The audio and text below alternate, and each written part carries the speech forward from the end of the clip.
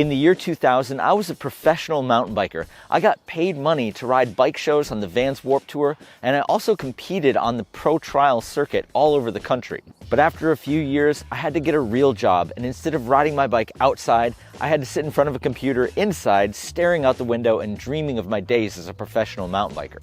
I thought my days of being pro were completely over, but a lot's changed since then. The definition or requirement of being a professional athlete nowadays have changed dramatically, and I think the easiest way to describe it is that you need to have some mixture of skills and knowledge that you can bring to provide inspiration, education, or entertainment. That's the real job description if you want to make a living as a professional bike rider, and I think the only thing that shifts slightly is the ratio of your competitive to content output. Ever since I hung up my pro rider's helmet and picked up a laptop instead, I've dreamed at having a second chance at being a professional mountain biker.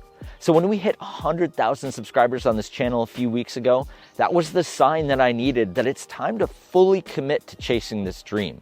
I quit my full-time corporate job, so that means I'm 100% committed to making this happen. There's no turning back now, and it's maybe not the most genius financial decision of all time, but with all of my energy chasing after this goal, I kind of believe that we can make it happen. I can be a pro for a second time. So what's happened since I quit my job? It's been about a month since then, and quite a bit has gone down. This video is a little bit of a behind the scenes of everything that's been going on, as well as a preview of everything that you can expect from this channel moving forward. The first thing that happened after quitting my job was the Sea Otter Classic, easily the biggest mountain bike event in the USA. I always try to make my way to this event every year, and it was the perfect timing to go see all my friends in the bike industry. The weekend started off with a huge moment. My friends at Marin hooked me up with a custom trials bike. This is the same bike that my friend Duncan Shaw rides, and since they were making another bike for him for the season, they decided to make a second one for me to ride. Marin has been helping me out with bikes the past few months, so this was their way of continuing to support my journey. I was so honored to get this bike, and I can't wait to build it up and ride it in some future videos on this channel. Let's just hope that I can ride this bike a fraction as well as Duncan rides it. It was so fun watching him ride this demo at Sea Otter, especially knowing that I was about to be riding the same bike. Although I've known Duncan for a long time and I can ride trials at a decent level, I always love watching shows like this. I guess you have to be a true fan of bike riding to pour this much effort into it, and there's just something special about seeing your favorite riders do their thing in real life. This particular demo was just inspiring for me to watch and exciting to see how many people truly appreciate the sport that he and I have both dedicated our lives to. After the Sea Otter festivities wrapped up, it was time to get back to work. The next thing I needed to do was close up the shred spot. It's the warehouse where I've been filming all of my videos for the past 3 years. It was time for the lease to be up, and I decided that it's probably better to film outside as opposed to inside all the time, and that was going to help me in terms of moving this channel forward. I originally rented out the space for the shred spot as a way to have my own uninterrupted riding and filming spot. It rains a lot here in Portland, so I figured having an indoor spot would make it easier to make videos regardless of the weather. Not only that, but I could film early in the morning before work, which is exactly what I did. Almost every video on this channel was filmed at 5 o'clock in the morning. I would wake up early, drive here, and then get my filming done before my family woke up. It was the easiest way to stay consistent with my videos, and honestly waking up early to ride wasn't as bad as I thought it was going to be. I started Super Rider as a trial-specific tutorial channel, so it made a lot of sense to have an indoor spot with boxes like this. For a while, I was just building boxes to match each skill that I wanted to teach, until I eventually had enough obstacles to fill the space. The warehouse was only 1,000 square feet, but we made it work.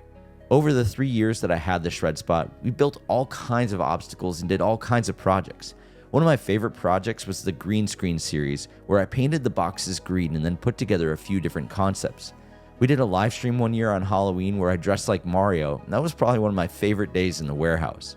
I also had an annual birthday challenge in here, where every year I would try to jump my height in inches. I'm 44 now, so here's a shot of me hitting the 44-inch side hop.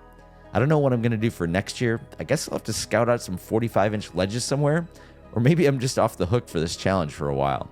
In any case, I've been filming outdoor a lot more over the past year, and especially with more focus on mountain bike videos, it makes sense to take it outside.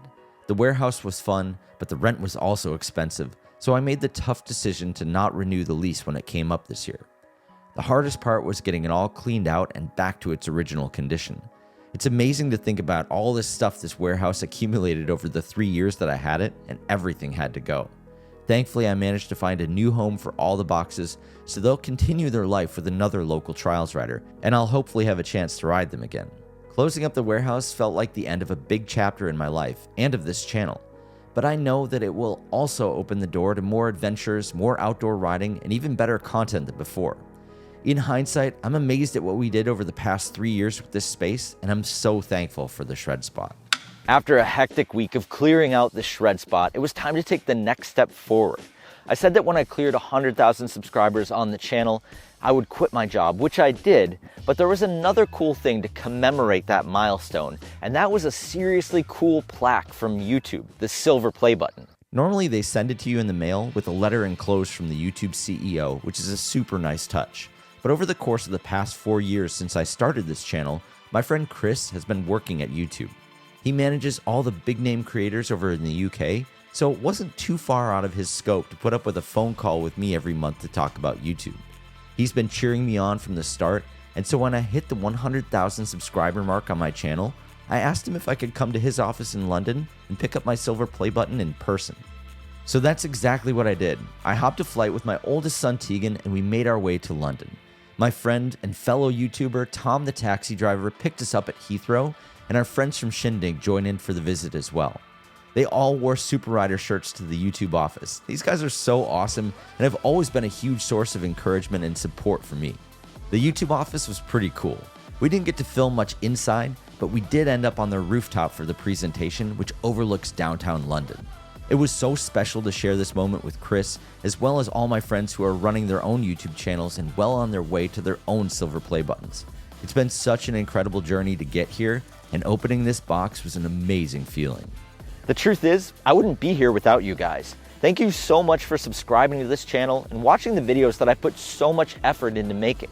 I absolutely love making bike videos and sharing all the stuff that I know, and having you along for the ride is what makes it all worthwhile. So now what?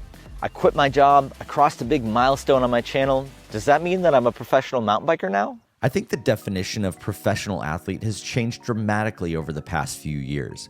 Of course, the basic definition for being a professional is getting paid to do something, but that's not really what I'm talking about here. All sorts of riders have been creating content regardless of their status on the competitive landscape. You haven't needed to compete to become a professional athlete for quite some time. I'll use Danny McCaskill as an example. He doesn't compete, but he inspires us to think creatively and have fun on our bikes. There are a zillion other examples of professional riders who bring value to the world of mountain biking without needing to compete. And that's where I come in. I want to bring as much value as I possibly can to mountain biking by helping riders develop their skills. I don't believe that bike control is an advanced skill that people learn later in their riding career. I think there are tons of skills that riders can develop to advance their bike control and their confidence on two wheels. And I'm going to do everything I possibly can to share that message through this channel. I also want to have fun with this new trials bike, which I hope you'll stick around to check out. If you've been getting value from the videos I've made so far, there are a few ways to support me and the channel. My Substack is basically like Patreon, where you can become a member and get access to exclusive content there. I send out a weekly newsletter every Monday with my favorite bike videos from the week, which has been coming out for the past 32 weeks and is still going strong. There's also Super Rider merch, and I've got a few affiliate links in my descriptions if you ever need bike parts. But ultimately, the most meaningful support is just showing up and watching the videos I put out. That's all I really need. I'll keep making bike videos as long as you keep watching them. Thanks again for being here and for supporting me and for helping us get this far. Let's keep it going.